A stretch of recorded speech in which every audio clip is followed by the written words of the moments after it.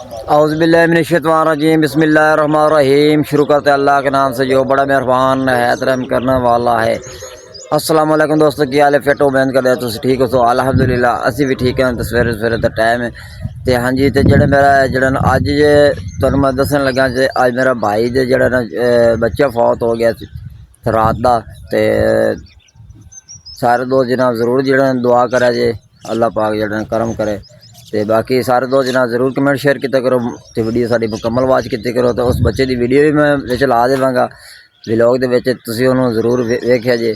जो बच्चा फौत होया बड़े भाई का सी ते तकरीबन 5 दिनों का सी। जड़ा ते जमदा जड़ा बीमार हो गया हस्पताल जड़ा दाखिल रखा तो उत्थे फौत हो गया। तो फिर लैंदा घर तो उन्हें भी वीडियो तुहानूं विखावांगे।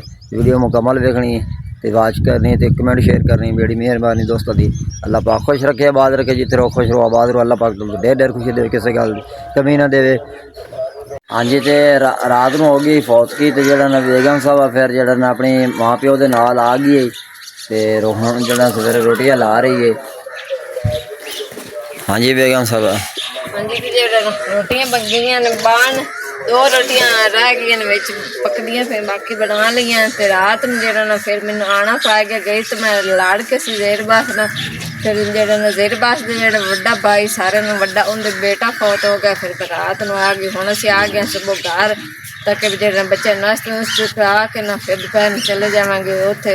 फिर उत्थे रह गुजारा नहीं बनता ना सारे बच्चों कित्थे ला के उत्थे जो बवीए।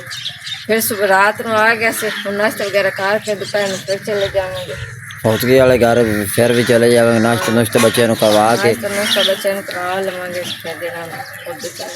बेगम साहब रुसदी माड़ी माड़ी गल्लां ते मजबूरी ना होंदी तो आना नहीं है। तू तो हुण आंदा सी भई आ गई तो ठीक हो गया आपे ही, पर लाना नहीं है मजबूरी। ठीक ही हो गया है ना भी घर चंगा हुंदा बंदा घर रखदा हुंदा कि ये तो नहीं भी माड़ी जी गल होई तो भज वग्या। तो ये तो गल गलत है ना।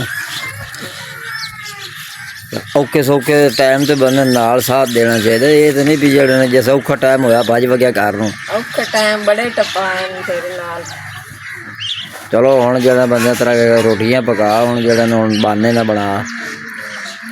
तो फिलहाल बना ही रही है ना तो मजबूरी है तां करके।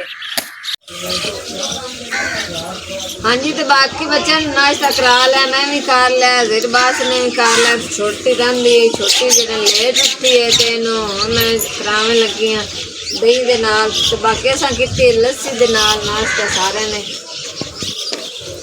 तो कल तो मैं चली गई सी जो ज़ेरबास ना थोड़ा जो गुस्से वगैरह हो के तो फिर जो रात में उनके भाई मेरा जेठ जड़ा ना सब वड्डा ज़ेरबास का भाई वो जड़ा 7 भाई हैं माशाअल्लाह। तो जो एक भाई अज ब्याह वाला रहा है, ब्याह करना ही नहीं। तो बाकी जो सारे तो हो गए ने। तो उस तो बाद उसने सारे की करके ना 5-6 की तो उस तो बाद वो शादी की आई बड़ी देर बाद। अल्लाह ने पहला पुत्र दिता तो जो वो भी अल्लाह ने लै लिया। कोई नहीं अल्लाह पाक फिर देवेगा, फिर अरे जोली करेगा। अल्लाह ने दिता सी तो अल्लाह ने लै लिया। 2-4 दिन जो जिंदा रहा है क्योंकि जदन पदेश होया ना फिर वो बोलिया नहीं सी रुना नहीं सी बाकी हाथ पैर मारदा हा। तो पहले रखे से साहिवाल अस्पताल है फिर उन्होंने लाहौर गल तो लाहौर साहिवाल जो लाहौर रहा दाखिल। फिर रात में जो कल दिगे टाइम फौत हो गया। फिर आंदे आंदे जो शाम हो गई 7-8 का टाइम हो गया। तो फिर मैं अपने पूरा के नाल आ गई। मैं जो फौतगी होगी तो हम मैंने जाना जरूरी है क्योंकि जेठ भाई है तां करके फिर आ गई। अल्लाह पाक जो फिर हरियां दी जोलियां करेगा सब। मैं जो मावा आई सब दुआ देगी ने अल्लाह पाक को फिर हरी जोली माशाअल्लाह जी। बच्चा सी जड़ा रात का जड़ा फौत हो गया सी ते घर लैके आ गया। तो जड़ा बच्चा माशाअल्लाह खूबसूरत बच्चा सी जड़ा 5 दिनों के सी। जड़ा 5 दिन ही बीमार रहा हस्पतालों के रखे तो अखीर फौत हो गया। तो रात को लैके आए तो रात को जो जो थोड़ा जहा अनेरा है। मेरे बड़े भाई का जो बच्चा तो नवा के असी हूँ जो पीढ़ी तो पा दिता है।